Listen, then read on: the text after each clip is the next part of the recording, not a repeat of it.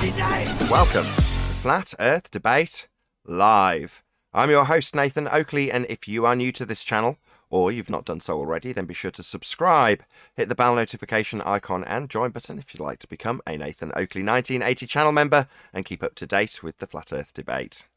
If you would like to support the channel, there is a super chat that runs alongside each of these shows while they are live. There's also a PayPal, Patreon and crypto link in the info box below the video. Also below this video, there is a link to get £50 for swapping your UK electricity supplier to Octopus Energy. Most importantly, if you'd like to join the discussion, simply mute the page you are currently watching, then click the link in the info box below this video to join the panel and express your views on the nature of Earth. If you do join, please don't swear. If you do, you'll be ejected, and if you are, please don't try to rejoin the stream using sock accounts. You'll be warmly welcomed back on the next stream. Please also share the show on social media. Sharing the show obviously increases the live audience, but this in turn increases the chances of a more diverse panel. So please share the show on Facebook and Twitter. One last time, if you're new to the channel or you've not done so already, then be sure to subscribe, hit the bell notification icon and join button to keep up to date with the Flat Earth Debate. Now we are joined by the Adam Meakin, Neil, Arwin, 10th Man, Father of a Stolen Child, Brian's Logic, and a whole bunch of people in Discord. Greetings. Hey, everybody. Hey, good morning. Afternoon, everyone. Happy day. Howdy doody. We all doing mighty fine? Pretty good? Tangent puns aside? Yeah, we're all good. Taking on attention quite well here. Excellent What's your stuff. point? Somebody said there should be like a lexicon or a glossary or something for the terms we use. So someone was like, look, you don't have to do this, but it's just one of those things that as a new viewer, I'm like, great, new subscriber, I will pay attention to you for sure. Not that I don't pay attention to regular subscribers. Anyway, it's like, what do you mean by Black Swan? What do you mean by Tin Chin? And I'm like, wow, you are a new subscriber. So, what do we mean by Tin Chin?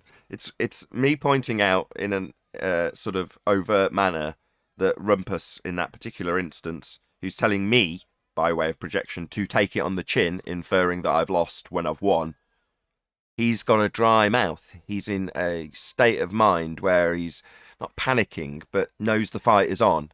And his mouth's drying up, he's getting ready to run away, fight or flight, look it up. And that manifests in stuttering over your words and things of that nature. So when he said, take it on the tin chin, it was just a very amusing tell. Anyway, that's what tin chin means. You don't miss any of them. Well, I'm in the same frame of mind. You know, it's not like I'm any different. It's hypocritical because obviously the fight is on. I'm in it. So you could easily turn around and say, well, you're in exactly the same state of mind. It's like, yeah, but I'm in that state of mind with a smile, knowing that I'm winning. You're in that state of mind stumbling over your words because you know you're losing. And that's pretty clear to the people watching. Anyway. I'm just thinking of a few there, Nate. I got Tin Chin, Globiolis, Coriolis virus, Muppet Vision. There are quite a things that probably do need a glossary. Let's do it. Go through them again. Let's do them one at a time. Let's do it. Start the one you started with. So we got Tin Chin. So take it on the Tin Chin.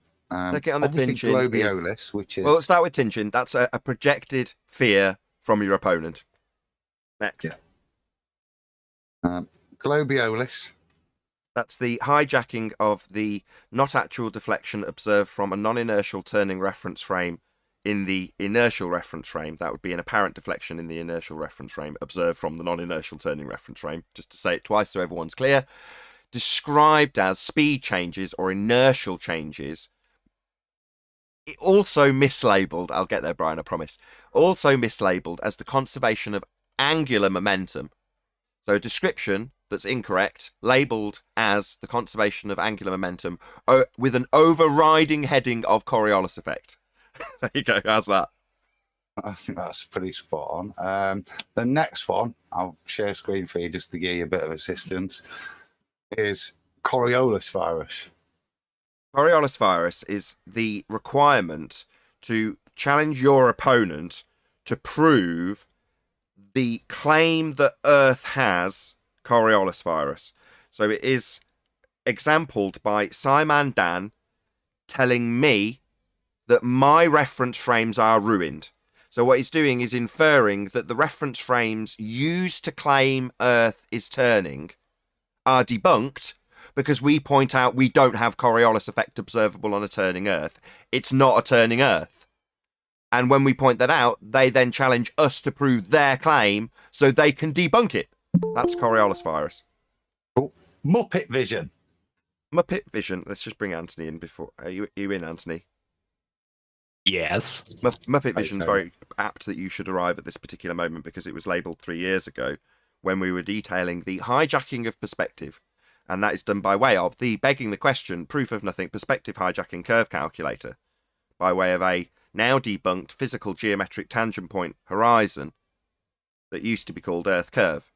In order to do that, you need to turn the view that you see, like the one you have on screen, of things in the distance and a horizon, moving from left to right, as you can see on screen, into an orthographic representation, side on. So it's a third person view with you in the picture. So you see the side of your own head and you see the target.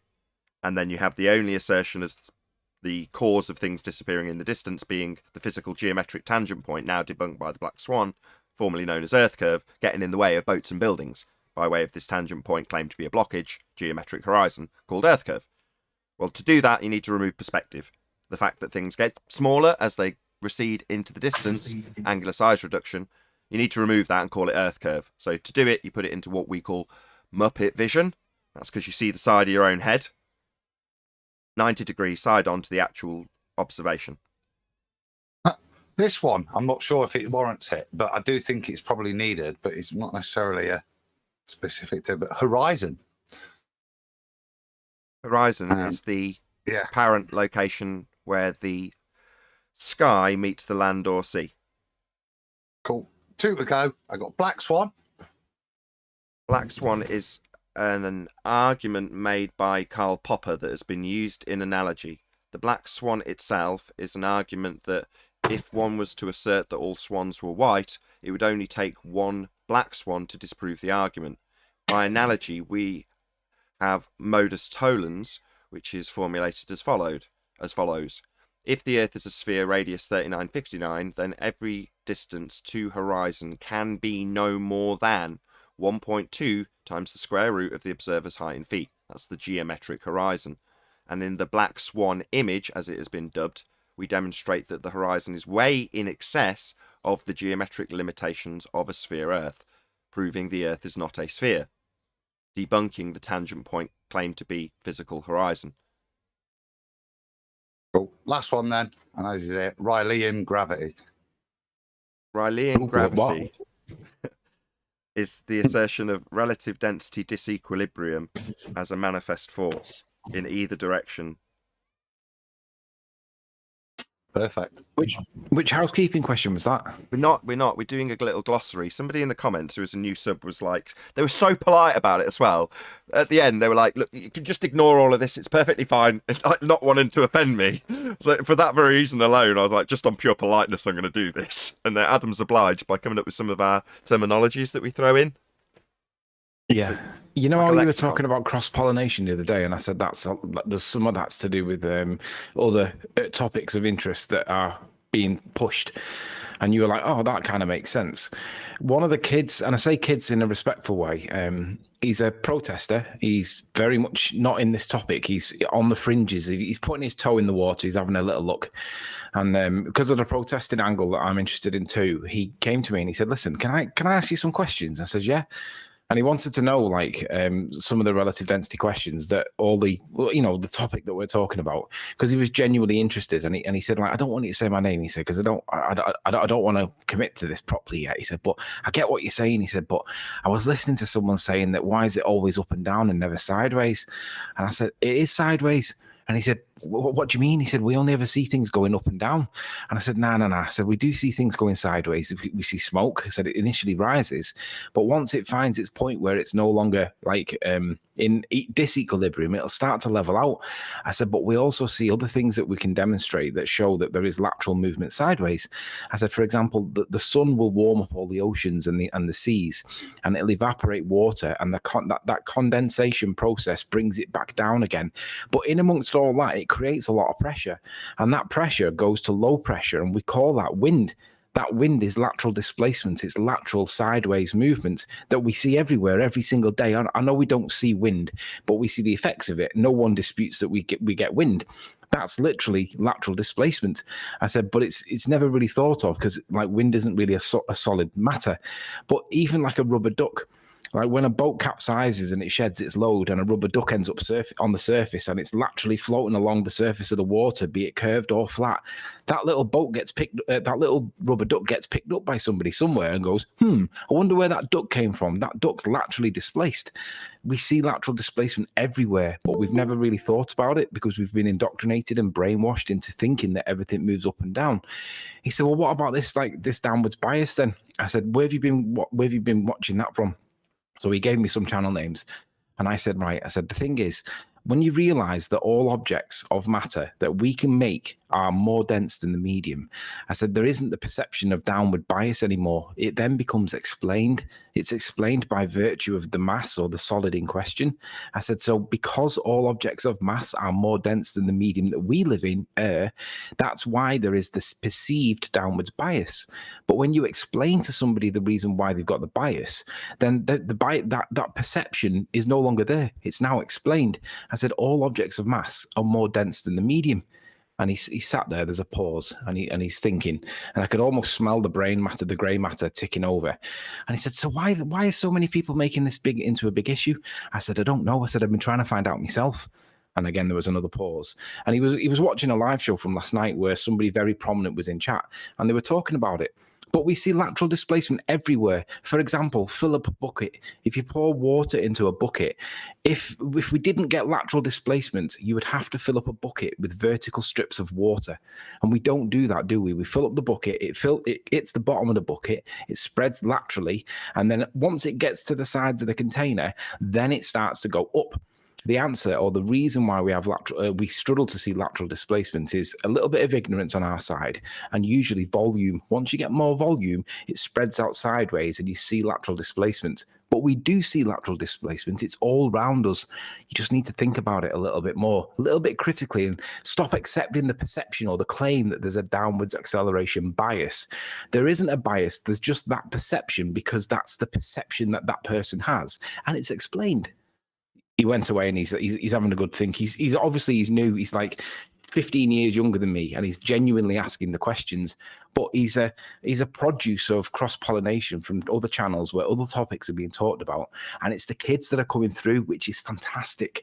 So like, if we do get new kids coming through, and it's not the usual idiots like Rumpus and whatever, let's treat them with a little bit of cotton wool, because like these are the new kids on the block now, and Rumpus and all them are on the way out. So they need to hang up the microphones. It's the new kids coming through that we want to focus on. Shout out to the new kids.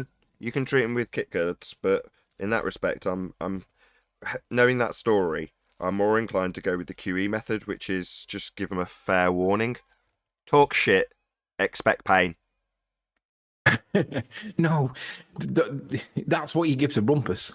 When you give it to genuine people, genuinely asking questions that don't know, they don't want to be twatted. Let's just be nice with them and explain it, because they deserve it. It's new to them, isn't it? You can't go hard on them when they're totally new and asking genuine questions. No, questions are all fine. That's not what I said. Anyway, I don't need to say it again. I think my point's been made. I like that you'll play ball when it's somebody that you're trying to disseminate the information to, whereas I ask you which way an apple grows, and I'll get at least 7 minutes of obfuscation with you not just saying up. Sorry, nice, Tony, to newbies. Then I've got another word for the glossary: Alwynian Paradox. Yeah. Did you want me to go on? Remind me. I remember this. This is to do with Coriolis, isn't it? No, sit down. You've had your gravity moment. The Irwinium Paradox is the problem that if you are to assert in rebuttal to the Black Swan argument as detailed earlier that the horizon is refracted, then the refraction used in a globe Earth model is based on an R value, and the R value is derived from a geometric physical tangent point horizon. In other words, you're moving the horizon to a non-physical location with a mathematical derivation of the physical tangent point that you're moving.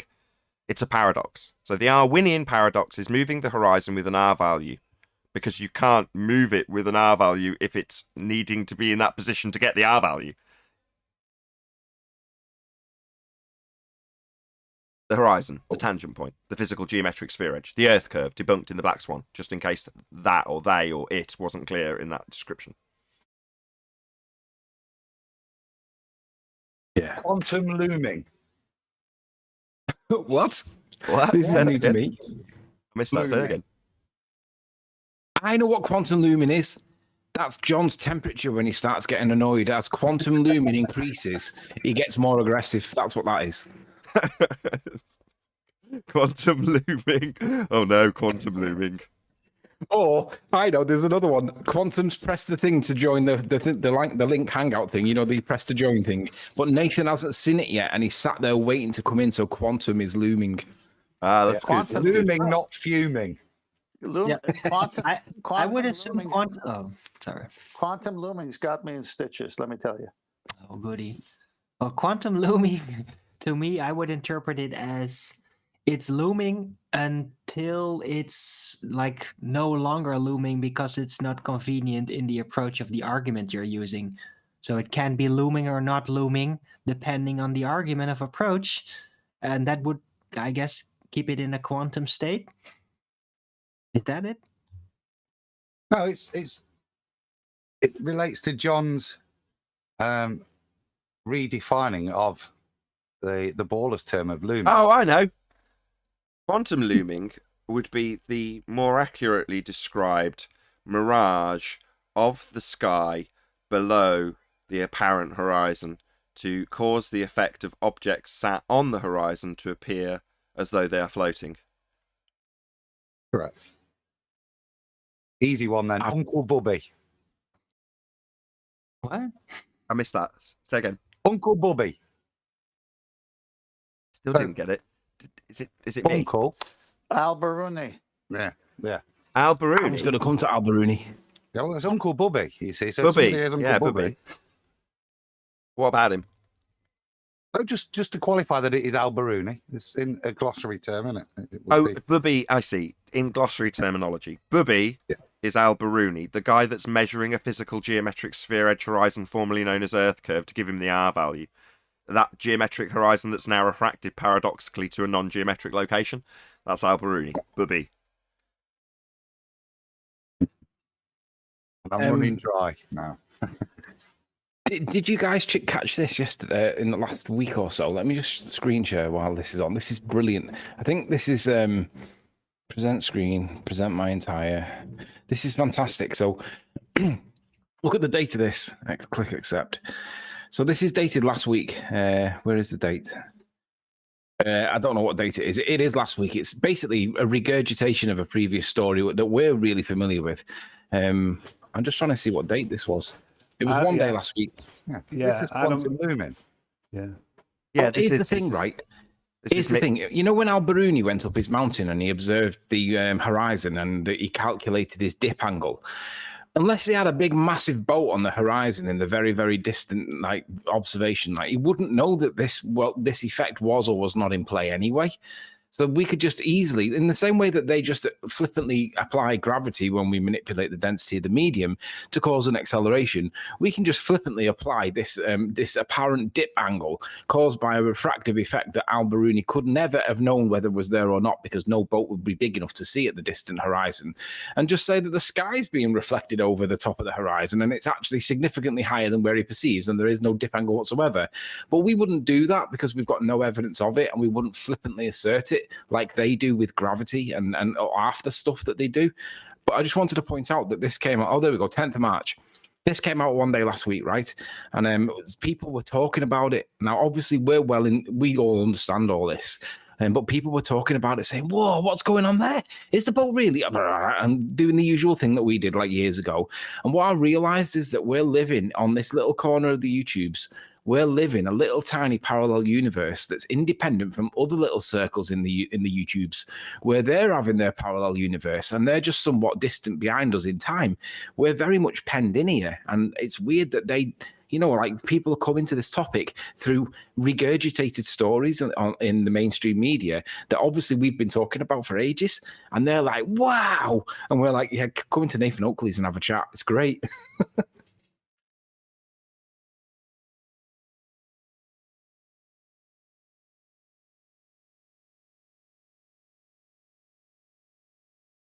Cool. Are there any more glossary terms that we need to cover? There's a couple that have come up from chat. If not, Adam.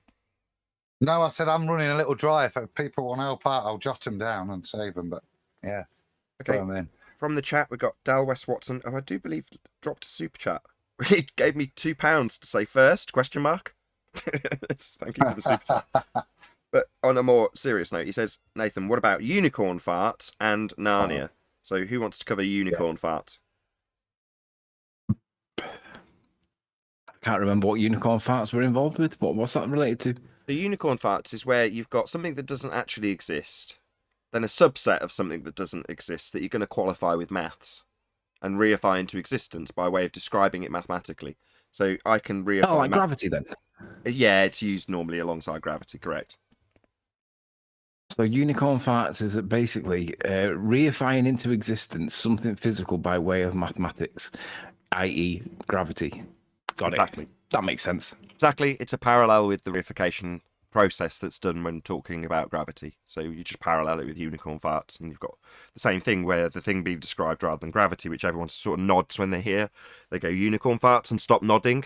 So it's just a parallel. The other one is Narnia. The reason we use Narnia is because it's, again, similar sort of principle. I think that's probably why Dale West Watson picked these two.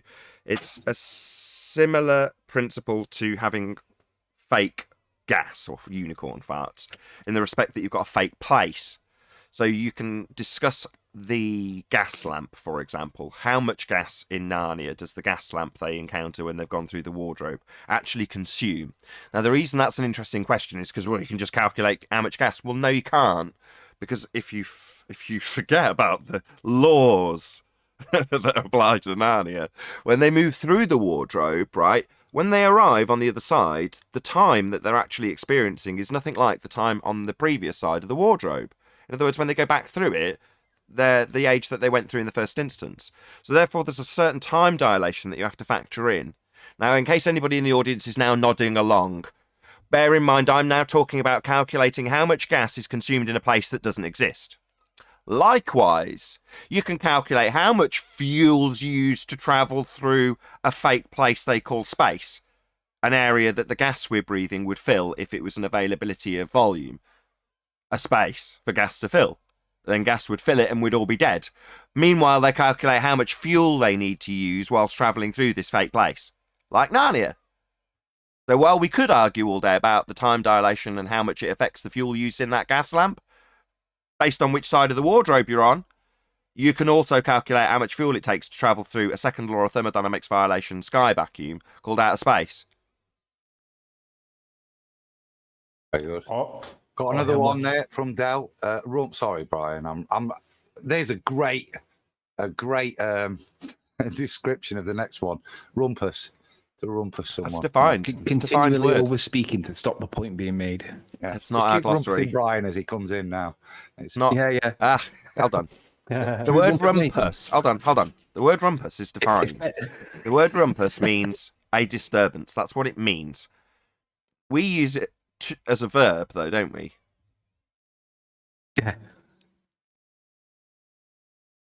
To rumpus. Yeah, we use it as a verb. Yeah.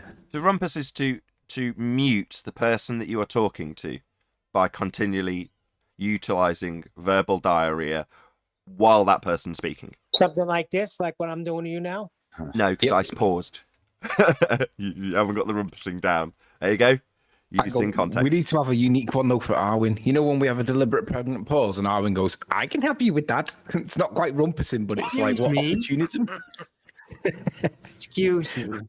Arwinian opportunism. I'm going to call that. There's an old one for Arwin that Nathan used to call him, and when he was contrarian, but that was more. I remember from back in the days. Oh, man. I'm going to give that a new term. I'm going to call it inverted irony. All right. No, Arwin's just clever enough to turn around any argument, and sometimes Yeah. takes At the wrong Sometimes I time. don't care for the political perceived advantage from flat earthers because I'm basically assuming we've already won anyway. So I just don't hold that. I wouldn't say it's weight an to it. advantage from.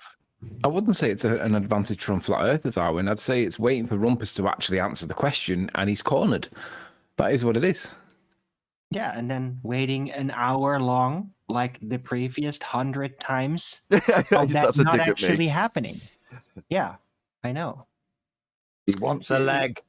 You wait, so you apply pressure. I want to know if Alwyn could have helped Rumpus yesterday. Of course he could. He did. Arwen doesn't know that, but I know that. Arwen helped Rumpus. Did I? Yeah, maybe you do know based on that tone. Well, he shouted out to me, and then I said, yes, I can, but I know what he did. got I know what it anyway, was. so.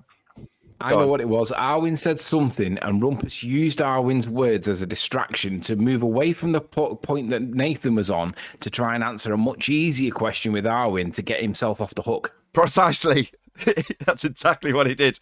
So while I'm pointing out that they haven't got a straight line, a tangent, the thing required in their model to assert they've got a physical geometric sphere edge horizon, formerly known as Earth curve, he then wanted to get Arwen to present an image so we could talk about the administration of his image being presented as a distraction. And Arwen was like, well, I'm not going to take that hook, but I will decide to reinvent the bait that's been put out and say, I'm interested in how your bendy donkey dick geometry works. He didn't actually say it in those words, but that's effectively what his question was when he took his opportunity. And to be fair to him, I let him, because it's like, you know, like Arwen says, he sat there indefinitely. I know the only reason Rumpus is doing it is because he's terrified of talking to me, because he'll have to respond. So getting Arwen to respond with a question is far easier. Or in this case, getting Arwen to fulfill his administration demands when Arwen just immediately spins that into a point that he wants to make. Epic on Arwen's part, right? Arwen's not stupid either. Thanks. It was very obvious, and Rumpus appeals to me a lot of times. I Yeah, don't that's know. because he gets cornered a lot. Well, maybe I just give him kind of a safe feeling. Like, despite everything he knows, like Arwen does accept ballers to have their own religion. You know, Let's Maybe let's that's put it. ourselves into Rumpus's shoes at that moment, right? Nathan's got him cornered, and there's a pause, and then Arwen comes up with something, and Rumpus goes, "Phew! I can focus on Arwen now. Thank you very much, Arwen." And he'll come across as very amiable. Just ask He Arwen waits for something. Arwen to say something so we can get off the hook. Just, I'm going to go on a that's not limb. how it happened. I Owen. was just I'm just going to ask you a quick conversating question. with the I'm going to rest go of out on a us. limb here because you've only done it twice. If it was 3 times, I'd assert it with some certainty. Have you recently been looking at verbal magic by any chance? No, it's just in my blood. It's 2 magic tricks I counted in the last 3 minutes. 2 verbal magic tricks from Arwen. What? You put Verbal. yeah, the first You're one. giving him too the much first, credit, Nathan. the first magic trick. No, was you, I'm sure I deserve that credit. I just have to be informed about it first. You sure you deserve it, but you're not sure what he's referring to? I'm not having that. Like magic speed? Hey, the best magic tricks, you don't know how they work. You just do it. well, let me Yeah, now tell you that what they you were. know by the sounds of it. I'm going to What- forget the second exactly one if what? I'm not careful. So the first one was Arwen putting flat earthers in terms of a debate where he's arguing with someone as, I can't remember how I phrased it exactly, but he politically, I'm not going to let the flat earthers have the advantage. The way it was phrased was in such a manner that made it absolutely empirical to the audience that flat earthers are in the dominant position. And that he's not going to wait, regardless of whether or not they are in that position at the time that he's going to make his interruption. The verbal magic trick being he's positioned flat earthers in the dominant position in the structure of the argument by way of phrasing. And he did it a second ago as well, and I knew I'd forget it. What was the one he just did a second ago? I can't remember now. I'll get it in the was the replay and I'll same put it in thing, the but comments. it's not a magic trick. It's true. True here. We are in the winning position, you know, and in True the here. process, we all get used to, oh, come on, we just want that one concession, you know, the myth of the baller concession, and we kind of chase that. Yeah, the magic trick But is we've because you used already the word won, really. So you used the word politically, and therefore you expanded it out. That's the magic trick. That's what I'm saying. Here, that's true. But by way of your language, you expanded it out in such a way that the audience would perceive it to be much more widespread I just thought it was clever. You know, if you've done that naturally, you're not trying to weasel in some clever linguistic magic. But Right. Well, I did use the word political or politicized because that is not just politics, a specific region of conversation and government. It's also a way of going about from group to group in arguments. And there is politicization. That's just what people do typically, especially when they get very passionate about their subject. So I do tend to involve that word on a regular basis because it happens. It's normal. quick shout out to Godzilla37 says Canadian quote unquote money equals unicorn farts. Sorry, it's the only kind I have. Thank you very much. I would say that it's quite the contrary. Canadian money's magical if you're a fan of Linus Tech Tips, because they'll quote the price of some electronics, and if you forget that they're giving it in Canadian dollars, you go, that's expensive, till you look it up and go, hey!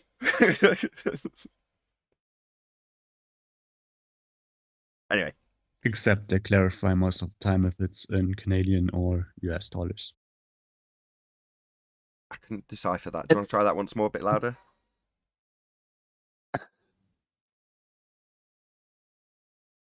I think he was saying something about. I think he was saying something about like except the times when they identify specifically Canadian dollars.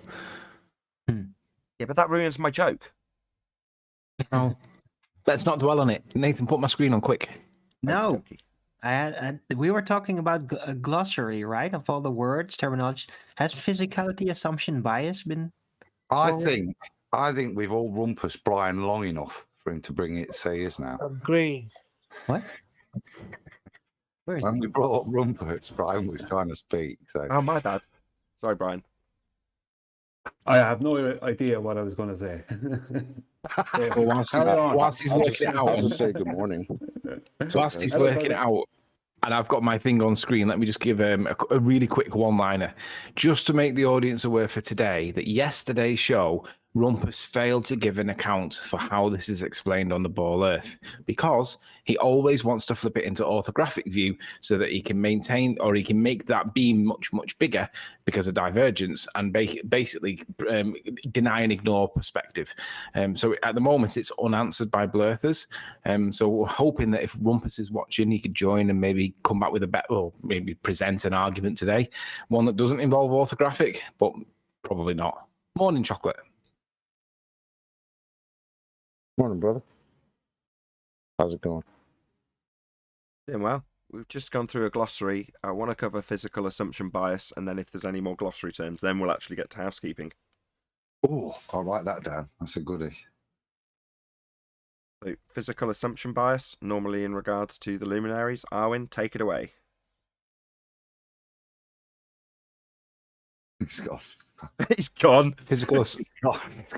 He's disappeared. So the physical assumption bias is that we assume that everything that we see in the night sky, that are essentially lights, we just give them a physicality in the same way that we anthropomorphize dogs to be human-like. Well, they do the same thing with regards to physicality of the sky. Anything in the sky can't possibly be light. It has to be physical. Well, they just assume that. A difficult word. Do you know any immaterial lights? Just Immaterial detail lights. them. Yeah, all lights are immaterial. The ones in the sky? Do you know any light sources that are immaterial? The, that do the not lights in have the a sky? source? Second time reiterating Anthony's point that you've completely ignored. It's begging the question. The sun. Sorry, the what's sun. begging the question? Hold on, guys. You want to make a point, Morty? Well, saying, lights, there can be immaterial light sources because the lights in the sky are immaterial. To prove that the lights in the sky are immaterial is begging the question of the lights in the sky being immaterial. Right, But we're making the point that you're begging the question by assuming that they are physical.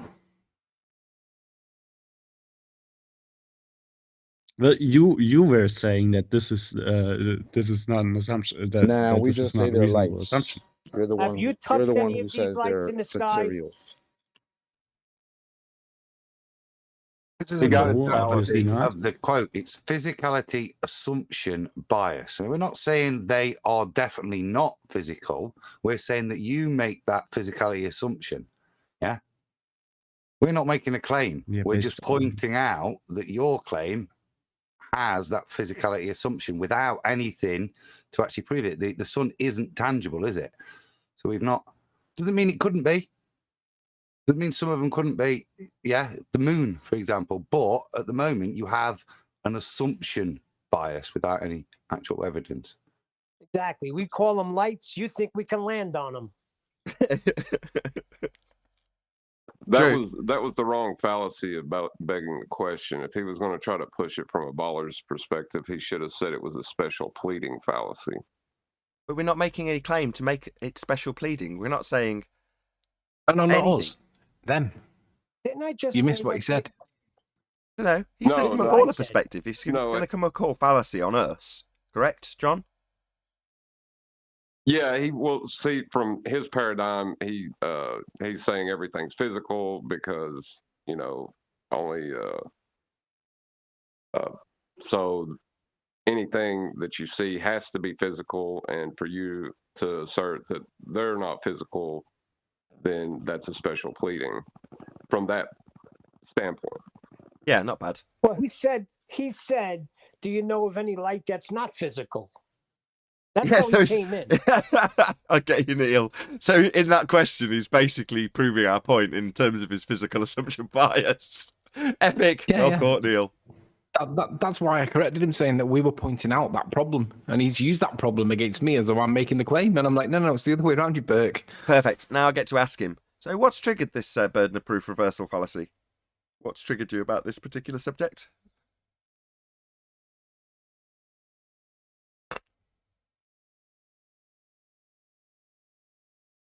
Morty.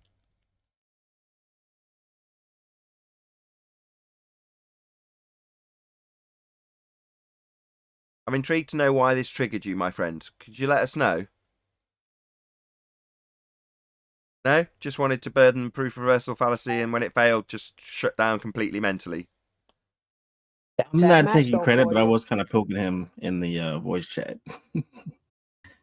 I can do his.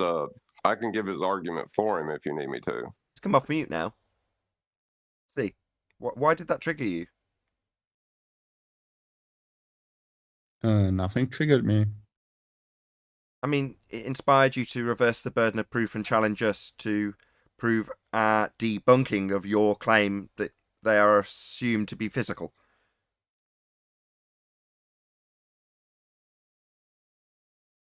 What inspired that? Share your pain.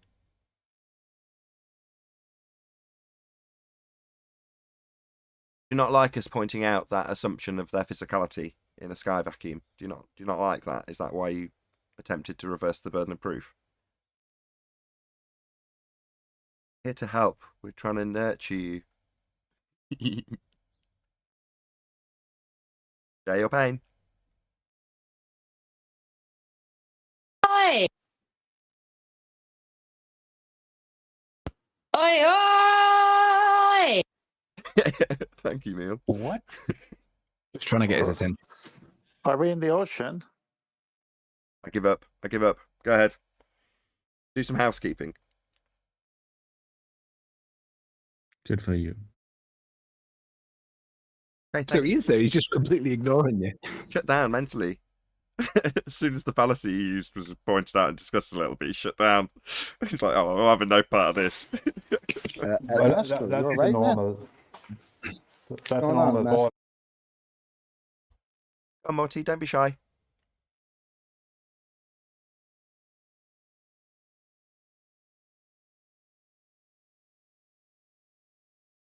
What's your problem, Nathan? I want to know what inspired you to use that fallacy. Nothing.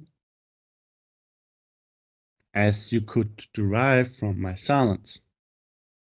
As smart as you are. But you asked, you attempted to reverse the burden of proof, which implies that this raises an issue for you, something that you feel that you should challenge us on. In other words, it has, by definition, triggered you into action. You felt the need to spring into action over this particular point. I'd just like to know why. Obviously, there's something about us debunking your physical assumption bias that you don't like. I'd just like to know what it is. No, you have not debunked my physical assumption bias. You have pointed it out. And secondly, I did jump to conclusions about what was implied through that statement. So, yeah. I'll step off. I take it all back. Wow, I can't believe I'm almost speechless. A moderate concession. Thank you very much. I'm checking on my own words. My God, I'm just trying to double check. Was that actually a concession? I've never heard one before. I almost didn't recognise it for a second, Anthony. It wasn't on topic or anything, but my God, yes, they are capable. He said his physical assumption bias was pointed out. He didn't deny that he had it. He said it was pointed out. His words. It was beautiful. It was beautiful in all regards. It was almost admirable as a baller. My God. These are rare moments. Enjoy them. Radiance. I don't see why you would enjoy things like that, because they disprove the assertions that you made, that you categorize me in. Correct. I'd like to add something. Feel free. Isn't it that you think that the physicality goes something like reactions of gas in a vacuum? Reactions of gas in a vacuum. Like, what's the sun, right? Those lights. That's the light we're talking about. One of them.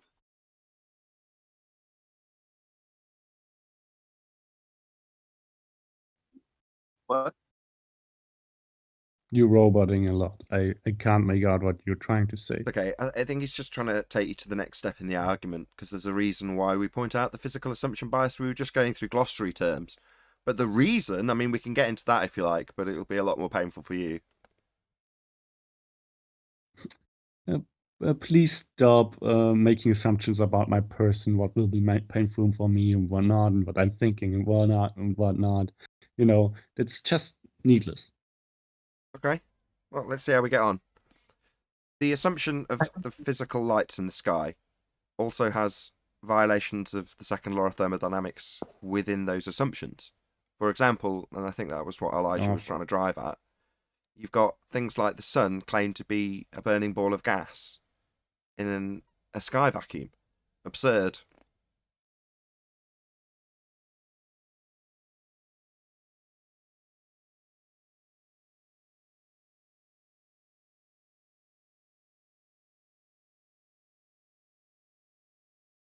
Did you catch all that? He's gone. Dropped. Nice rebuttal. Nice. Might be back. He could have Or an a issue. connection issue. Maybe he restarted. Yeah, he could just have a connection issue. Don't come to conclusions. I don't think he was running scared. Good, because we're on 13, and I don't want 13. It's not a good number, so I need one more. We're on 13. What? About my favorite You probably missed it. I'll read them back. Not describe them all, but just read the titles of the glossary terms we've covered. So we've got Tinchin, Globiolis, Coriolis virus, Muppet Vision, Horizon, Black Swan, Uncle Bubby, Riley Gravity, Irwinium Paradox, Quantum Looming, Unicorn Farts, Narnia, Rumpus, and Physical Assumption Bias. Nathan, do the holographic hyena one. Oh, beautiful. Well, I was going to say numpty dipshit. That speaks for itself, Neil. That's just ad hom. Full wording, Nath, for that I need. I don't know what the tension thing is. I'll take a big breath to say it, so. Yeah. A slightly looming non-standard refraction hyena holographic projection of a clock from behind the now debunked reified sphere edge horizon, formerly known as Earth curve. Yeah, you can send me that one in Skype. I'm not writing. Can we have an acronym for it rather than the whole thing? A, B, C, D, E, F, G. You could just call it fractal looming.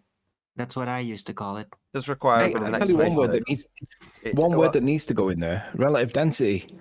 You got to put relative density in, because it's obviously forcing the person that's thinking that an object is being attracted by a force, forcing that person to consider the effect of the medium on that matter. There you go. Okay, just so it's in the glossary definitions. Anthony hijacked it slightly. So a slightly looming non-standard refraction hyena holographic projection of a clock from behind the reified, now debunked sphere edge horizon, formerly known as Earth curve. The reason you've got that, what seems like word salad, every word has a very distinct and important meaning to it, I assure you. It's only because of each individual important meaning that each word has that I can rattle it off in the way I do. But the reason for it is because we have, for example, a clock in the distance 20 miles. And as a flat earther, you go, there's a clock. That is the end of the explanation required as a flat earther. If you want to, you could give its distance. You don't have to, but you could say, clock, 20 miles away. Now, if someone was to say, why do you see it? That's an absurd question for a flat earther. Why do you see it? Well, because I've got a set of eyeballs. I see it because it's there. It's a nice clear day. Who cares? It's a clock. I see it. Why do I need to explain seeing it? Do I walk out to my car and have to explain seeing that? No. Why? Well, because it's a very far distance. So? Well, for us, there's no explanation required. Hope I've highlighted that sufficiently. For a globe believer, there's supposed to be a tangent point horizon, formerly known as Earth curve, that obscures the view of the clock. Therefore, when you see a clock, it shouldn't be there for a globe believer. But it is there. Therefore, it's a hologram of a clock that's actually not there. It's hidden by an Earth curve edge that you can't see, can never be seen, and is now debunked by the Black Swan. And that will be done by way of a begging the question, that's to assume the outcome, curve calculator that has taken the effects of perspective and called them Earth curve. So when you see something that's just far away and it's a clear day and there's no reason to justify seeing it, it's actually a holographic projection of something that isn't there. It's hidden by a curve you can't see, if you're a globe believer. So just in summary, for us, there's a clock, flat earther, clock. Globe believer, slightly looming, non-standard refracted hyena holographic projection of a clock from behind the now debunked reified sphere edge horizon, formerly known as Earth curvature. Doesn't That the was hyena brilliant. deserve a mention? Because that's from Tim Osman's initial pictures of showing Earth curve that don't show Earth curve now. Correct. Isn't We it? had Right, hyenas they in the used to fore. claim that, didn't they? It's a good point. I should explain where it was derived from. So Tim Osman came on. He's got pictures. Nobody claims the horizon is Earth curve. End quote. Tim Osman. He's got his pictures of Earth curve edge horizons staggered on top of each other. Now currently being presented with the title "This is Earth curve" above it. How ironic. Anyway, on one of them, he's got hyenas in the foreground that, to a globe believer, quote, should not be there. So what are they? Slightly looming non-standard refraction hyenas? I got one. I don't know if it qualifies, but housekeeping questions. I think that's fair enough.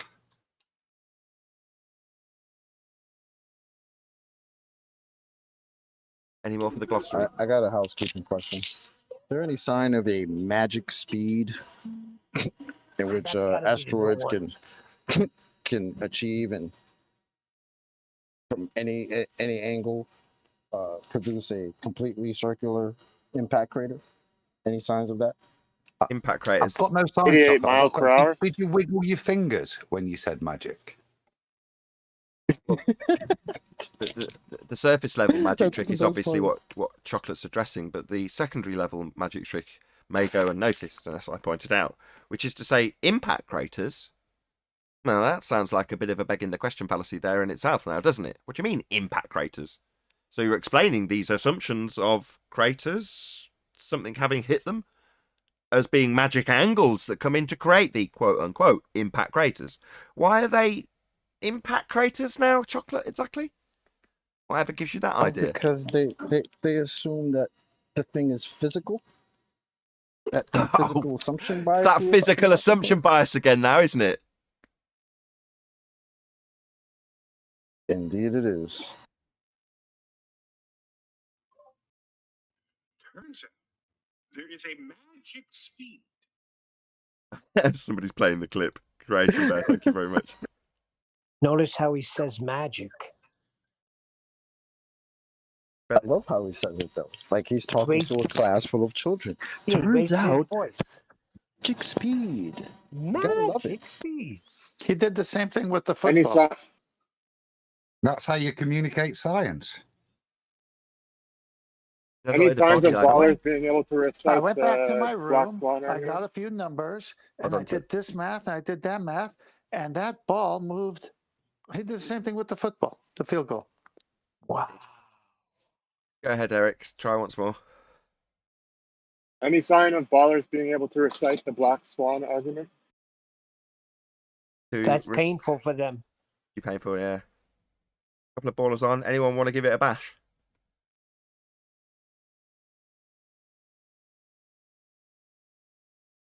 Moving on. One second. You know, we didn't hold Rumpus to it yesterday. We should have made him recite the Black Swan argument. In an ideal world, Neil, yeah. But in terms of I know Rumpus understands the argument. He understands how it debunks the model, and he understands what needs to be done in order to try and negate that problem. So, yeah, in an ideal world, we'd demonstrate it, but I'm pretty certain that he could quote it verbatim. I don't underestimate Rumpus. I know we all call him an idiot, but often when he's doing those stupid things, there's an intent behind it. There is a purpose. Oh, I know. We don't really quote need it. him to recite the argument though, because not he's saying he got the can't. best concessions. We do have a geometric horizon. We don't have a geometric horizon. Geometric horizon only exists in the math. He's got the best concessions, man. No, but I'm not saying he can't. I know he can. But I want him to. But Well, that's where he got you because his main mastery is postponing that. And So like Nathan said, in you a get the perfect world. expectation, and he steals your time by not giving it to you. No, but in reciting that, he has to say that Talking Earth is about not it right a sphere. now like he's Go on, Nathan. Elijah. Go ahead, Elijah. No, I was like, then we talk about him now like he's relevant. I did want to housekeeping question, but after you guys are done with this. Well, I disagree. Rumpus is on the cutting edge of doublespeak. Rumpus's trick starts at the very first line. The very first thing comes out of his mouth. He comes in and he calls you an idiot or says you don't understand. Yeah, and he comes in, right, with a kind of an air of false confidence, right? And that is for people to he's trying to sound out to see if he can put you on shaky ground, to see if you're shaky. And then he'll come in and attack. He'll attack anyway, but he's going to see if he can put you on shaky ground by putting you on the back foot, making you think, oh, I'm not stupid. How dare you call me that? Maybe trigger you, and maybe think you maybe think that you are wrong, and maybe he's right. It's kind of a false confidence thing. It's called gaslighting. He always enters with gaslighting. Yeah, but he starts with this. He starts with this character assassination. That's what he starts with. The idea is to put doubt into the opponent's mind. That's what he does. He comes in with this kind of confident air. But he always ends up, if you listen long enough, he always ends up having to leave with his tail between his legs and being proven to be the person that he claimed someone else was with his first line. But the problem is that if people don't listen that far, all they hear is this really confident glow boy guy coming in and, calling people stupid and kind of arrogant, but yet he's making it, he's not making a point, but he's what's the word I'm looking for? He's putting himself in a position of authority straight away. Keeping up the pretense like he's coming down to help us. Keeping up the pretense that it's perfectly acceptable to just call us idiots under any circumstances. I don't know what you're talking about. You hide in your bunker, Nathan. Hey, can we get one housekeeping question in? No. Maybe. No. Been a glossary show. So we've got one from the super chat. Al Junkie, thank you very much indeed. He says, first and foremost, are you kidding me? ? Best FED word is circumdicular, which is an Irwinian word. Arwin, Yeah, circumdicular. Yeah, it's brilliant. Circumdicular geometry. Hey, I came up That's with right. Euclid in me. I'm not sure whether Euclid in me makes it. That's just a good pun. Yeah, it's just a good pun, I'm afraid. Circumdicular, we'll go through that because it's also known as donkey dick geometry. But go ahead, Arwin. Yeah, don't allow puns because I'll take the list. Right. Yeah, circumdicular geometry is the system the ballers use within their mathematical frameworks and their thoughts of how to basically apply the radius of Earth presumed to everything. And that results in an R-based math with everything they utilize. So that'll make a literally measured straight surface slightly circular to them. They will argue it for that argument when push comes to shove. They will do it. They will say nothing is straight. And that's because of circumdicular geometry. Was that a pun in there? They will argue it. God, come on. This is language. What can you do? Right. If you want to fill in more details about circumdicular geometry, I'd like to leave that to you, Nathan. Donkey dick geometry. Feel free to check out the show that comes out tonight. Actually, I'll plug that. So I just released a little advert for it. It's the advert that's released and comes out at the time of the show is a new clip, although the trailer isn't. But that's released now, so you can check it out. I've called it Tangent Teabag, and that just is a precursor to the Uncut and After show that comes out tonight on my second channel. Now, obviously, I would love to plug my second channel every single show, but it's a bit, you can't really do that. But in this instance, I am going to plug my own show because all of the clips that came out yesterday, there's 3 now, were all from that show. And they were all based around what we've just discussed. So the notion that Rumpus can come in and see some crack in my logic when I'm saying to do geometry, you're going to require a tangent. If you've got a tangent point, you've got a straight line meeting it. Where'd you get the straight line? I don't know if it got up to 20 times. He was asked the same question with him just responding, you're an idiot. And that didn't break any barriers. It didn't break anything in terms of his ability to break me, as described by Brian earlier.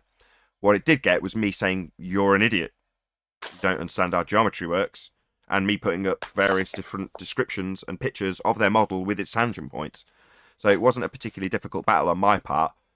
Very embarrassing on his part. But he still managed to maintain the same facade of you don't understand how geometry works, which is his only tact, to give a false impression to anyone who's on his side that really I don't understand, while I'm absolutely humiliating him. Now, that show was just 2 hours straight of me humiliating Rumpus. It was a proper dressing down, as 10th Man put it in the comments. Well, Nathan, he couldn't give you a straight answer because he actually went off on a tangent. That was the most The obvious tangent that he pun said you could have had, was but not why not? necessary. Sorry, go on. Chocolate. No, the same tangent that he said was not necessary in reality. But that was his point. Right. I was trying to ask in the background. I was like, wait a minute. I'm punning. According to Rumpus, you don't need a line to get a tangent point. I jumped on your pun. But wait a minute. Is a tangent point still a tangent point if you don't have a tangent line meaning it? Everyone missed a good double pun. That's the beauty. No, you can't call it a tangent point if it's not got a tangent line to relate to it. It'd just be an arbitrary random point in just the point. But that's what he so said. Then when he was talking about a tangent point, and then Nathan said, well, where is the tangent line in reality? Oh, we don't need that. Don't worry about that. Oh, so you don't have a tangent point then. You just got a point.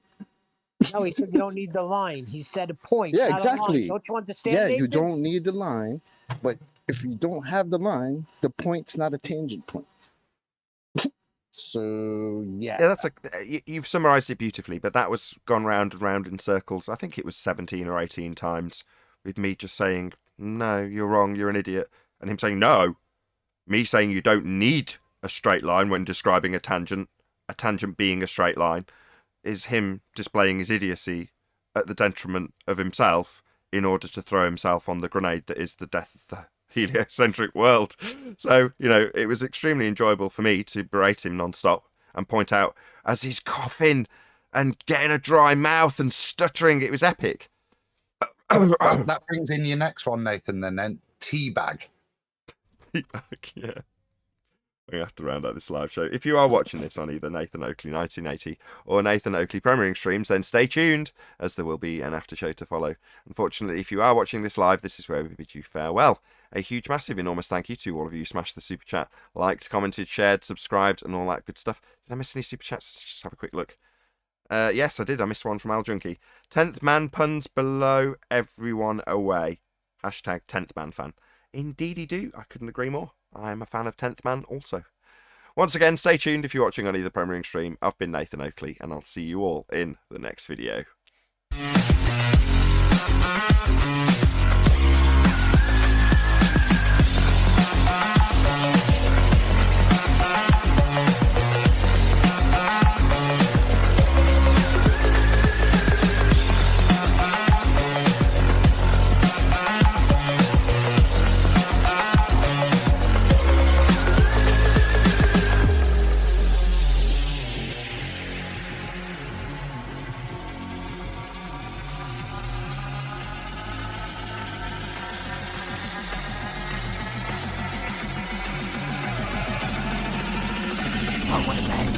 What a lovely day!